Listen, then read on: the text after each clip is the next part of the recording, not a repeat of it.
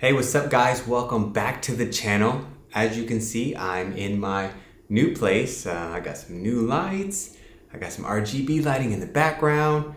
Leave me a comment below. Let me know what you think of my new setup. And if you have some suggestions for stuff I should put in the background to make it pop, thank you in advance for all of those. And let's jump right in.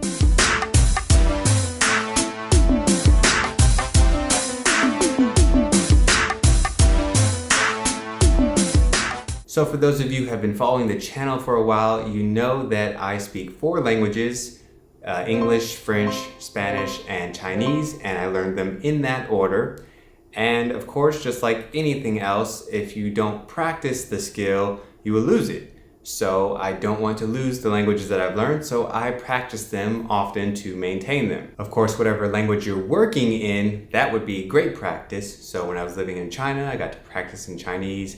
When I lived in Spain, I was speaking Spanish, and I lived in Belgium, I was working in French, and I was having to do things to maintain my English. But now that I'm back in the US, how am I maintaining my Spanish, my French, and my Chinese? Well, believe it or not, I still go the old school route. I still read physical books, especially with Chinese, because it makes it a lot easier to read the characters when it's in a book, and I can take my time, and I can highlight, and I can write above it, with how the characters sound, and the tonations and stuff like that. So physical books is a great way. Sometimes I'll read a book in Spanish or French as well, and occasionally I'll read a book in English. But I don't read as many physical books as I listen to audiobooks.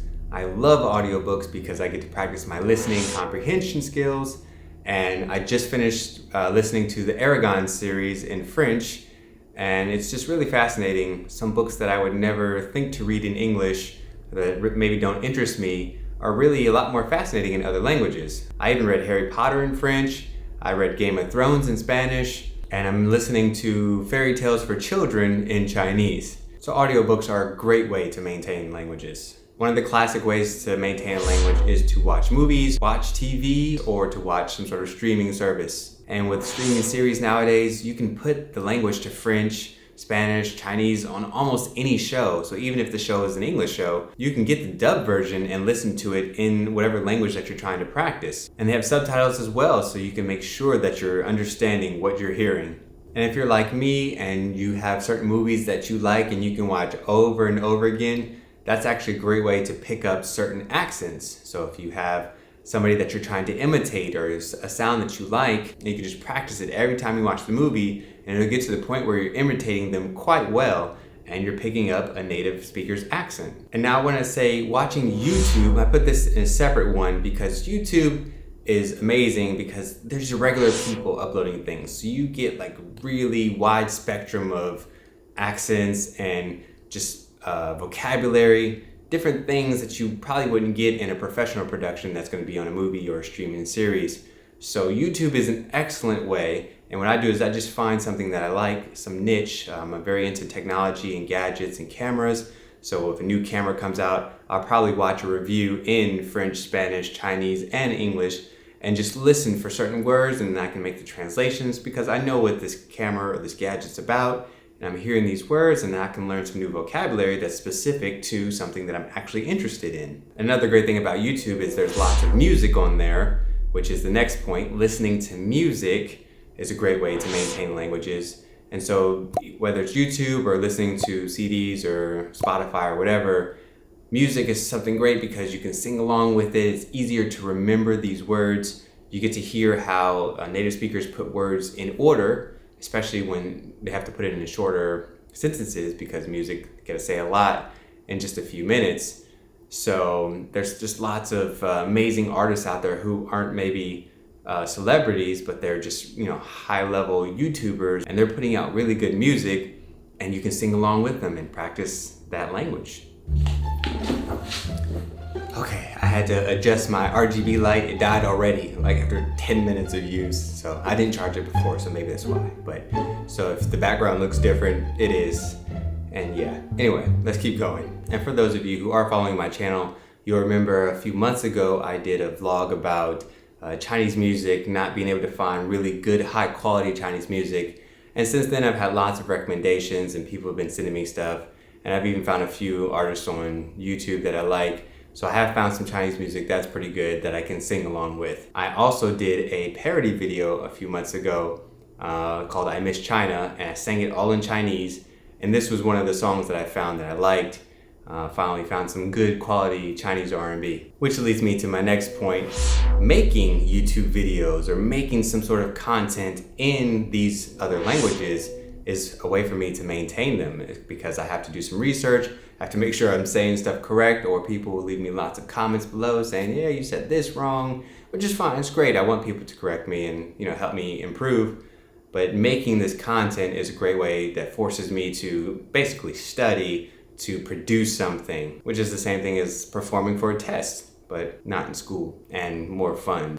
So in addition to videos that force me to say words correctly, I also like to make music and music videos, and I had to study a lot just to make that song. So not just making YouTube videos about learning languages or speaking these languages, but when you have to sing in them and you have to write lyrics, it's quite difficult, but it's great practice and exercise for the brain. And because I have traveled around the world and I've lived in the countries of the languages that I speak, I've made friends who are native speakers, and I still keep in touch with them. Modern technology is amazing. So I'll chat with friends, text messages or Facebook or something like that, and we'll talk in one of those languages. Or sometimes they forget they're talking to me and they'll say something like super slang, and then they have to explain it to me. And this is great because even when I came back to the US, I'm meeting like Americans now who are having to explain American slang to me because I've been gone for so long and I don't know what these words mean. So by keeping contact and keeping in communication with somebody who's living in that country where that language is evolving, they can help keep you up to date in the language too. And my favorite way to maintain language is to do language exchanges. And this is the in-person language exchange where you meet people and you talk. I just like hanging out with people. I like communicating. I like hearing people's experiences. I like sharing my experiences. And here in St. Pete, where I live, there was a great Spanish group. You'll see that video up here, wherever it is, that I made for that group. And it was really fun to make the video, and going to those meetups is also lots of fun. And I was talking to some people and I found out there were quite a few French speakers here, but there was no group for it. So I started one, and we've been meeting for about 6 weeks, and it's great. Every time more people, and the longer I stay here, the more people I talk to, the more people I find that actually speak French. I'm really excited about that, and now that I've met Jenny, that you guys met in the last video, we are going to start a Chinese group here. And I've already met one person outside of Jenny that speaks Mandarin Chinese. So, it's just about starting something, getting it going, and the people will come out and like, oh yeah, I like that, I do that. If you're a Chinese speaker and you live in the St. Pete area, leave me a comment below or send me a message. We're gonna talk, I'm gonna start this group. And of course, if you speak French or Spanish, you can find us on meetups or Facebook. We post everywhere. I think we're one of the few groups here, and maintain whatever languages that you've learned as well. And so people often ask me, what's a great app that I can use to, improve my Spanish, French, or Chinese or whatever? And I've used Duolingo, I've used Babbel, I've used a couple that you've probably never heard of. And most of these apps are great vocabulary builders. And so if you are new to a language, they're a great way to learn something that can stick. But if you already speak these languages, these apps are not going to be great for maintenance unless you speak it, but at a quite low level, then they might help you with maintenance. But if you're conversational or better, these apps probably aren't going to give you anything new, and they're probably not going to reinforce anything that you don't already have pretty solidly, down pat. So I don't recommend people use language learning apps to maintain language, but I definitely recommend using them to learn a language or to introduce yourself to something new. So for all of you polyglots out there, how do you maintain your languages? What are you doing to make sure you don't lose your mother tongue? What are you doing to make sure you lose that language that you barely learned for 6 months or something?